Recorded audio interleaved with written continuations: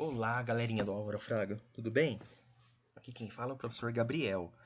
Bom, queria dar um oi pro pessoal do segundo ano, A, B, C, D, e discutir um pouquinho essa aula que eu preparei pra vocês, né? Alguns de vocês estavam com dúvidas sobre osmose, essas coisas, então vamos conversar um pouquinho. Bom, a gente está trabalhando um pouco a parte da membrana plasmática e a habilidade que a gente vai trabalhar agora é reconhecer e explicar as diferentes funções da membrana celular. Então, o que a gente vai discutir? Como que é essa membrana celular e os transportes de substância que há nessa membrana. Bom, a membrana plasmática, a gente pode ver nessa figura aqui, ela é uma bicamada fosfolipídica. Como assim, professor? Ó, tá vendo essa estrutura aqui? A gente pode ver que a membrana plasmática é como se fosse um sanduíche, certo? Então, essas bolinhas vermelhas, laranja que seja, elas estariam voltadas para fora dessa membrana. E as estruturas cinzas seria o recheio dessa membrana. Ou seja, por que eu falo que a membrana é uma bicamada? Porque aqui eu posso falar que é uma camada e aqui é outra camada. Então, uma camada dupla, certo? Por que a gente fala que é fosfolipídica? Porque essa bolinha aqui, que a gente está desenhando, que a gente tá colocando aqui, ela é o quê? Um fosfato. E essa parte cinza é o quê?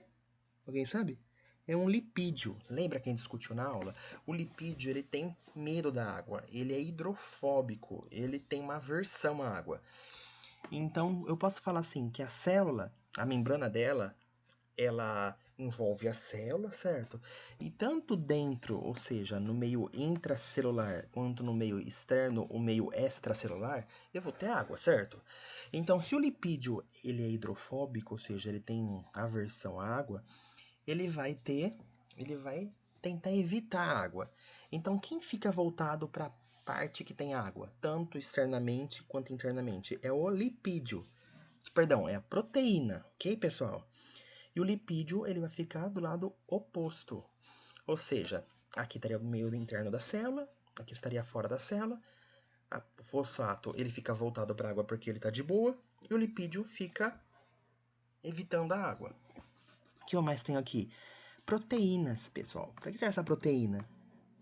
Existem substâncias que elas vão passar por essas proteínas para ir do meio externo para o interno ou do meio interno para o externo, tá? Às vezes são substâncias, são coisas muito grandes, tá?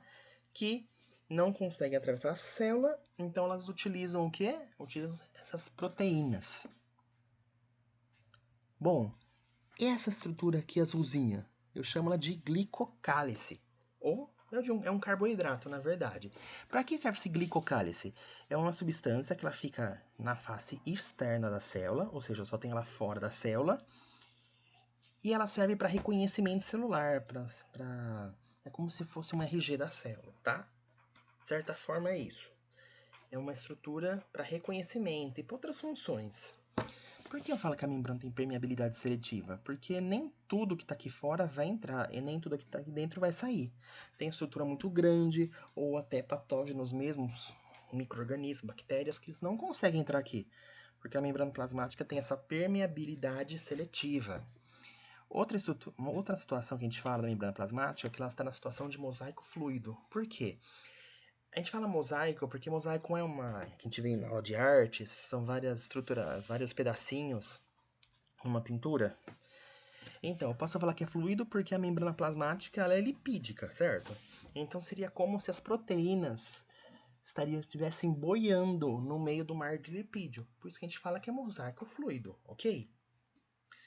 Bom, agora então com essa estrutura da membrana plasmática. Agora vamos falar dos fenômenos de transporte de substâncias por meio dessa membrana.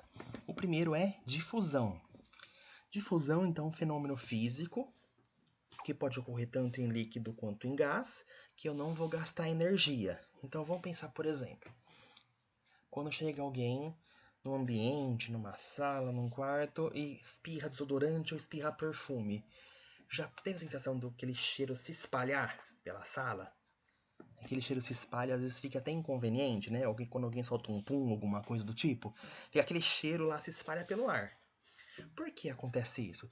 Porque as partículas que estavam no perfume, elas se espalham pelo ar, tá? Isso é uma difusão. Então, na difusão tem duas coisas importantes de saber. O soluto, que é uma partícula que se dissolve num meio líquido aquoso. O solvente, que é o meio líquido, pode ser água, por exemplo. E no caso da difusão, a membrana ela permite que esse soluto possa atravessar. Ficou para discutir um pouquinho melhor como que ocorre esse fenômeno da osmose. Tudo que eu tô falando, tá? Eu tô colocando a fonte. Aqui nós temos o meio extracelular, fora da célula, e meio intracelular, dentro da célula. O que a gente pode ver? No meio extracelular, eu tenho uma concentração muito grande de soluto, essas bolinhas amarelas. E no meio intracelular, eu tenho uma pequena concentração de soluto. O que vai acontecer na difusão? A tendência é que ocorra o transporte do meio hipertônico, ou seja, do meio que tem maior concentração de substância, para o lugar que tem menos dessa substância. Ou seja, essa substância está praticamente atravessando a membrana plasmática. E sempre nesse sentido, tá? Do meio que eu tenho maior concentração dessa substância, para onde eu tenho uma menor concentração dessa substância, ok?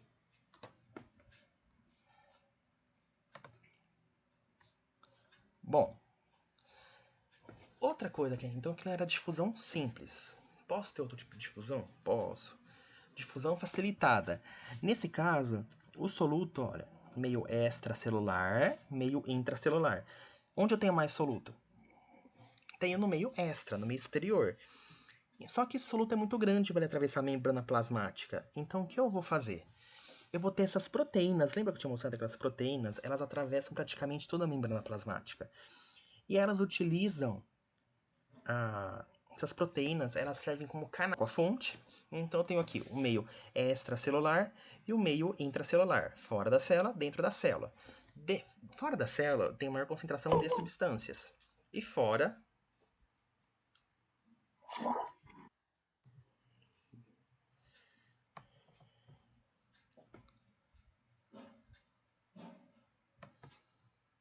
Bom, galerinha, então a gente vamos ver esse vídeo para discutir um pouquinho melhor como que ocorre esse fenômeno da osmose.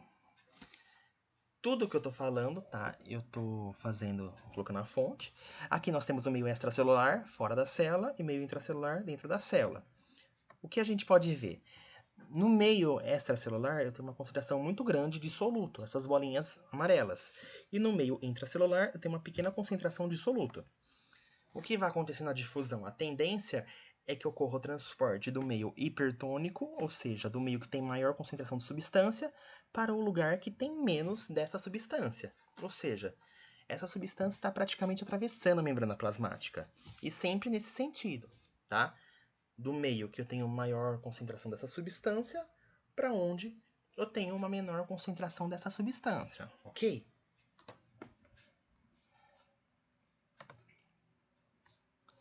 Bom, outra coisa aqui, então, que era difusão simples. Posso ter outro tipo de difusão? Posso. Difusão facilitada. Nesse caso, o soluto, olha, meio extracelular, meio intracelular. Onde eu tenho mais soluto? Tenho no meio extra, no meio superior. Só que esse soluto é muito grande para ele atravessar a membrana plasmática. Então, o que eu vou fazer? Eu vou ter essas proteínas. Lembra que eu tinha mostrado aquelas proteínas? Elas atravessam praticamente toda a membrana plasmática. E elas utilizam essas proteínas, elas servem como canais, tá? Canais, como se fossem tubos mesmo, que o soluto, ele pode atravessar essa membrana. E assim ele pode tanto do meio externo para o interno, ou vice-versa. Isso acontece, por exemplo, com algumas substâncias como sódio, potássio, cálcio, que utilizam esses canais para atravessar a célula. Ficou claro? Agora, outro fenômeno que a gente vai ver é a osmose. Também não tem o gasto de energia, mas praticamente eu posso falar que é a difusão da água. Então eu posso comparar a quantidade de soluto entre os meios que eu tinha falado. O meio hipertônico, que tem uma alta concentração de soluto, e o meio hipotônico, que tem uma baixa concentração de soluto. Então nessa figura aqui, por exemplo, De um lado tem uma membrana semipermeável, ou seja, a membrana ela não deixa passar água, só que não deixa passar soluto, ok? E onde eu tenho? Desse lado eu tenho muito soluto e desse lado eu tenho pouco soluto. Se a membrana é semipermeável, ou seja, essas bolinhas vermelhas não conseguem atravessar essa membrana. Eu tenho uma diferença de concentração entre esses meios, né? Então o que vai acontecer? A água ela consegue atravessar. Então ela vai atravessar do meio que tem o menos concentração de soluto, ou seja, do meio hipotônico, para o meio hipertônico. Por que eu faço isso? Para que eu possa dissolver essa grande quantidade de, por exemplo, glicose que está aqui. Então, por que a água que vai? Para dissolver a grande quantidade de soluto que está do outro lado. Fácil, né, galerinha? Tranquilo. Vamos ver esse vídeo aqui, que vai ficar mais claro para vocês. Essa aqui é a membrana semipermeável e aqui são os solutos, as moléculas de sacarose. E a molécula aqui de água. Olha aqui, a molécula de água ela consegue atravessar de um lado para o outro. Essa molécula de sacarose ela é muito grande, ela conseguiria atravessar aqui? Não. Então isso acontece. Osmose é isso. A água ela consegue se difundir, ela consegue atravessar de um lado para o outro na membrana. Isso não gasta energia. Isso tem que lembrar que é importante, galera. Ficou claro? Bom, pessoal, nessa figura aqui nós temos três situações. Lembrando que nesse azul eu tenho dentro da célula e aqui nessa cor amarela fora da célula. E essa aqui é uma membrana semipermeável, ou seja, esse soluto aqui não consegue atravessar a membrana, mas a água consegue. Nessa primeira situação, que eu percebo que a célula ela está com uma concentração menor de soluto do que o meio externo. Então, qual que é a tendência?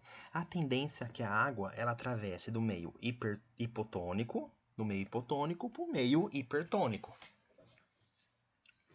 Então, pensa numa situação lá, que eu peguei uma célula, ela está com uma célula animal, uma hemácia, uma célula de sangue, uma célula vegetal, ela está com pouco sal, está com uma concentração muito baixa de sal dentro dela.